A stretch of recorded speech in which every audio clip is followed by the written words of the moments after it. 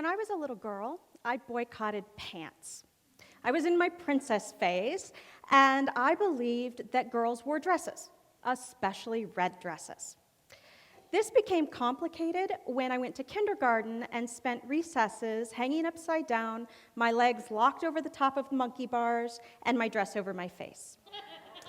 Maybe my obsession with dresses had to do with Barbie or Disney, but in 1989, this was also part of American society. Even in the US government, there was an unofficial rule that congresswomen had to wear dresses or skirts to work. Writing for PBS NewsHour, Juliet Linderman reminds us that in 1969, Representative Charlotte T. Reed challenged this rule when she wore a black pantsuit to work. This caused such a spectacle that women didn't wear pants to Congress again until 1993, when a group of female senators coordinated wearing pantsuits. I didn't wear pantsuits in kindergarten, but my mom did make me wear shorts underneath my dresses to offer some coverage and make it a little bit easier to climb on the monkey bars. Little did my mom or I know, however, that in the 1850s, a group of women writing to the women's rights newspaper, The Lily, debated whether or not they should wear pants underneath their dresses for practicality. In 1851, a group of these women adopted a knee-length skirt with trousers underneath called the Bloomer costume after the Lily's editor, Amelia Bloomer. Women that adopted the Bloomer costume were challenging the fashionable hourglass silhouette. Mainstream beauty standards linked this silhouette to femininity, and even today, women like Kim Kardashian wear hourglass silhouettes to exemplify beauty. But before the invention of spandex, women had to wear lots of layers of heavy, tight clothes to get those curves. And all of that fabric made it difficult to move. Women that adopted the Bloomer argued that women's clothing could be and should be practical. These women described gardening and walking outdoors as difficult while wearing long dresses. One woman claimed that it was nearly impossible to carry her baby, hold a candle, and walk upstairs while wearing a long dress. The Bloomer offered mobility, and its wearers also argued that it proved that women were not physically weak. They hoped that society would soon realize that women were equal in other ways too.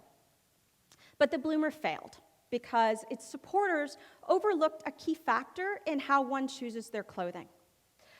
While the Bloomer wearers found the clothing empowering, fashion did not mean the same thing to all people. For example, the Bloomer wasn't empowering to all people assigned female at birth. As Jen Mannion tells us in their book, Female Husbands, A Trans History, female husbands, or individuals assigned female at birth who took on the social, legal, and economic roles typically assigned men, often wore clothing that was also typically assigned to men. Now, they might have done so because of the type of labor they were performing, or because they lived their lives as men. But for these individuals, there was nothing empowering about the Bloomer. They didn't link their clothing to politics. They wanted to be inconspicuous, not symbols open for ridicule. For some women, fashion was the symbol of liberation. Former enslaved women, Sojourner Truth and Harriet Tubman, were both asked to wear the Bloomer. Sojourner said no. It looked too much like the clothing she'd worn while enslaved. Harriet did wear the Bloomer, but only when leading enslaved persons to freedom because it was easier to run in. At home, she only wore long dresses. For both Sojourner and Harriet, clothing was an important indicator of liberation and also class status. And this was true of women that were born free as well. Philadelphia educator Charlotte Fortin Grimke described once wearing the Bloomer to climb a tree and pick cherries. Another time, she wore it to a costume party. Now, she didn't say why, but she described regretting wearing the Bloomer to that party. Maybe she got the wrong kind of attention. These examples show that articles of clothing that made one group feel liberated did not necessarily have the same effect for all people. For some people, embracing fashion was the privilege, not rejecting it. Clothing can be used as a lens with which to understand power structures in American history and how they've changed over time.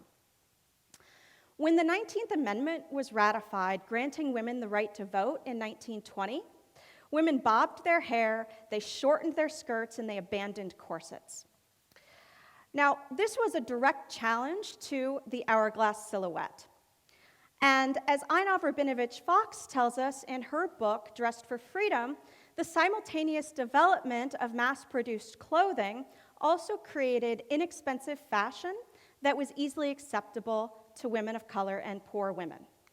When Lane Bryant developed her namesake brand, she did so because she wanted to accommodate fuller figures. And the loose flapper dress was a style and a shape that fit all kinds of body types. Although racism was rampant in America at the time, when women of color embraced these styles, makeup, shortened skirts, bobbed hair, they were claiming racial equality for themselves. But women were not the only ones that were pushing back against conservative clothing in the first half of the 20th century.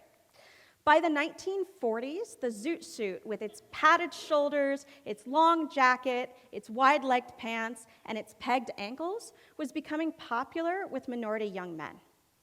For these Black and Latino men, the bagginess of the zoot suit signaled a shift from the Great Depression.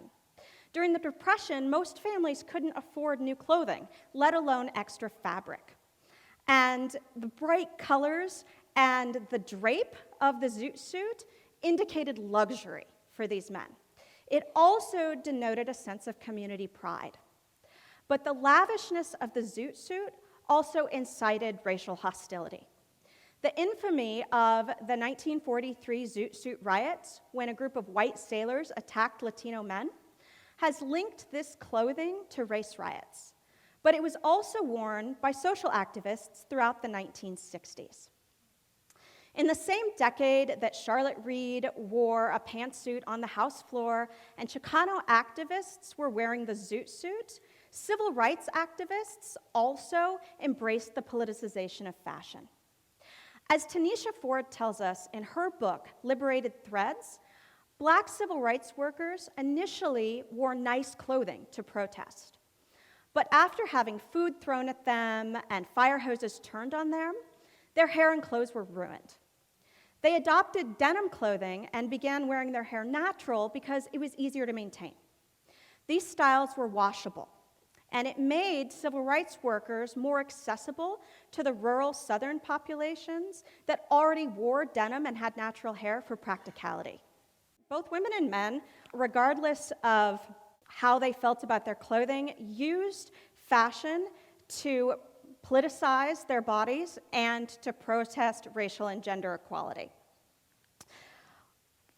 Fashion also reveals that minorities had a different relationship to clothing than the dominant culture. I didn't realize when I was in kindergarten that wearing pants underneath my dress had any political significance. I didn't realize that clothing could restrict or liberate. But as a historian, I study the ways in which fashion is a symbol and a tool of liberation. If we think about the ways in which fashion is used on social media, if we think about the ways in which size inclusivity is promoted on TikTok and Facebook and Instagram, we see that fashion is still relevant. I encourage you to consider the ways in which power structures in your life may or may not affect what you wear, whether or not your clothing is restrictive. Consider fashion to be a nonverbal language, a mainstream means of liberating one's body. Thank you.